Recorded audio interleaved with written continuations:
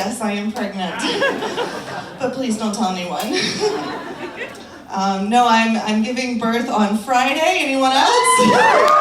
Yeah, pretty crazy. Pretty crazy. What's that? This Friday, yes. I am insane. What am I doing here? Yeah. People keep asking me if I'm nervous about labor and delivery, and it's like, no, I've done it before. Granted, I was playing the role of baby. But you know, that's Hollywood for you. You reach a certain age and suddenly you're the mom. Things have gotten kind of complicated for my pregnancy towards the end. I had to go to the hospital today to get a procedure. And I got stuck on the east side of Manhattan trying to get to the west side because of the Columbus Day parade.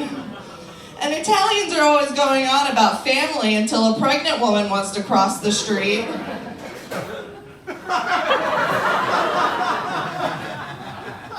You know, I was on the fence about Columbus before today. And now I have opinions.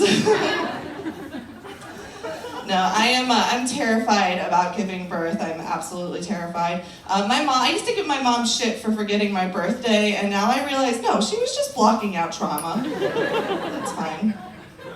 I think birth has to be traumatic for babies too, though. I mean, come on, you like go for a nice pleasant swim for a while, suddenly you're pushed through a tight space.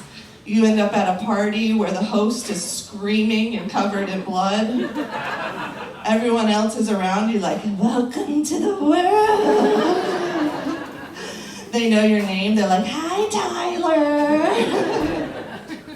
No wonder babies cry all the time. It's terrifying. Being a first-time parent is going to be weird. I mean, there's just so much you have to wrap your head around.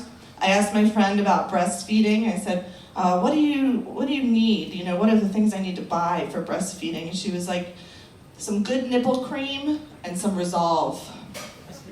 And I was like, is that a gel? What is that? She's like, no, the determination. But there's just so much gear, right? There's so much gear, it's impossible to wrap your head around it. Like, and anyone you ask, they're just on one side of the coin or the other. One person's gonna be like, oh my God, you have to get the hoopy poopy time.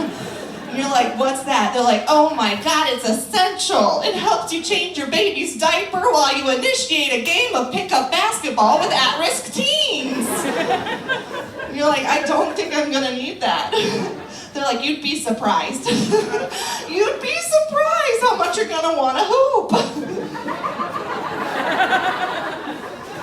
And then there are people on the other side of the spectrum who are like, my ancestors didn't use no baby monitor. What is this, communist Russia? You don't need a crib, you don't need a diaper, hell, you don't even need a baby. Just go to the hospital on your due date, queef in the doctor's face, and say, how's that for a copay, bitch?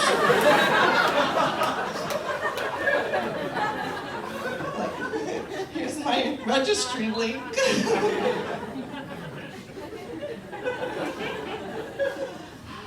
My partner and I, we've been talking about having children for a while. We already had names picked out, which was very convenient. We decided if it was a girl, we'd name her Emmy. If it was a boy, we'd name him Oscar. If it was gender neutral, we'd go with the Golden Globes!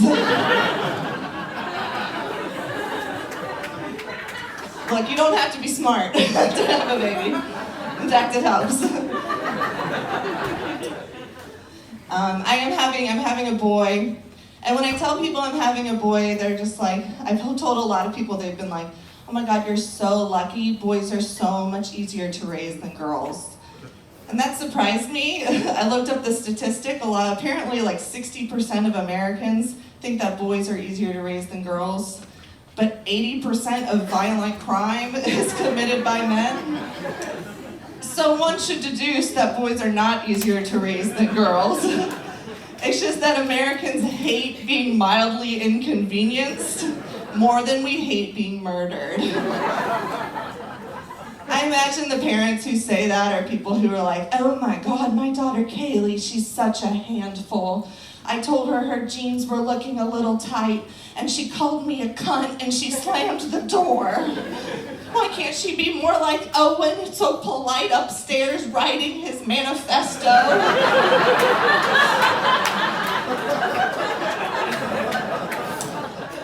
To be fair, Owen's a great writer.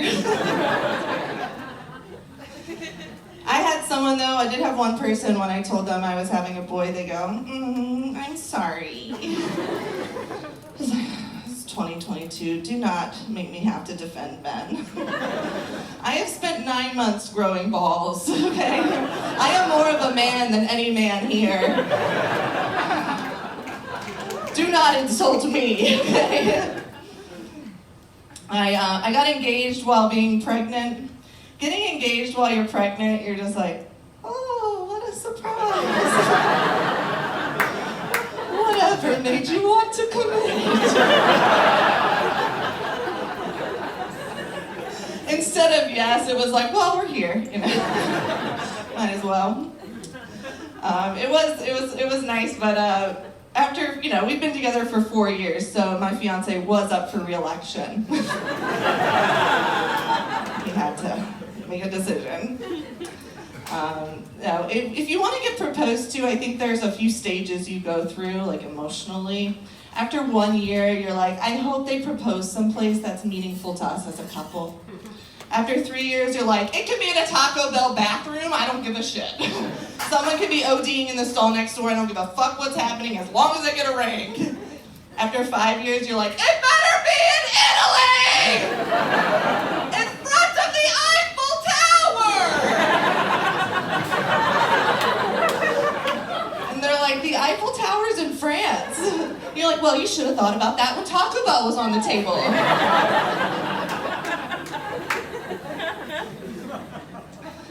There was a moment in time when my fiance said he didn't believe in marriage. And I was like, well, it's real. It's not Santa, you know? He was like, well, it's just a piece of paper. I was like, well, if we're splitting hairs, so is your PhD in philosophy.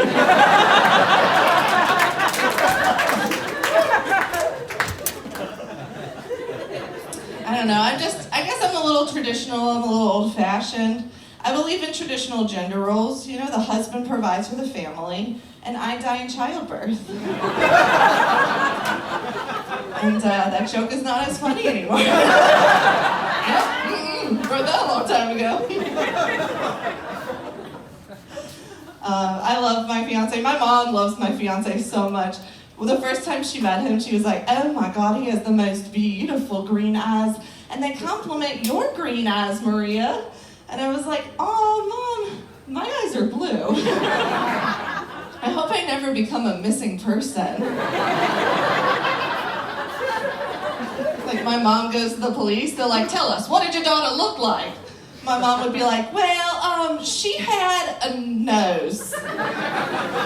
I'm so sorry, no, that's my other daughter. My other daughter has the nose. Okay, no, Maria has a tail. That is my dog! Oh my God! What does she look like? They'd be like, well, tell us, what was Maria wearing? And my mom would be like, well, she wasn't wearing lipstick, I can tell y'all that.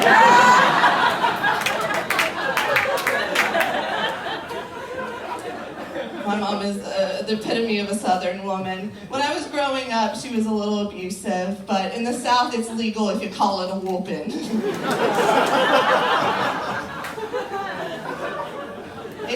It's been nice though as an adult. We're in a much better place. That place is, I'm in New York and she's in Alabama. Fantastic. It's hard being away from family though when you're going through huge life changes. My fiance and I actually, in 2019, we lost our apartment in a fire. And that was really hard. We were woken up at 4 a.m. We had to get out of there. I realized what was important to me when I was seeing my place burn down, and I screamed, oh no, my tickets to Aladdin on Broadway! They survived the fires, thank God. The genie was good. But it's crazy, when you're in a fire, one thing that's crazy is your smoke alarm is gonna be way too chill. I swear to God, my smoke alarm was like there is a fire. But whenever there wasn't a fire, my smoke alarm would be like, are you cooking bacon?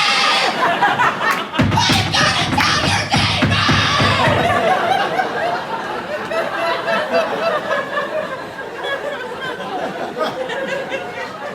But then there was an actual fire and my alarm was like, I've been Ira Glass.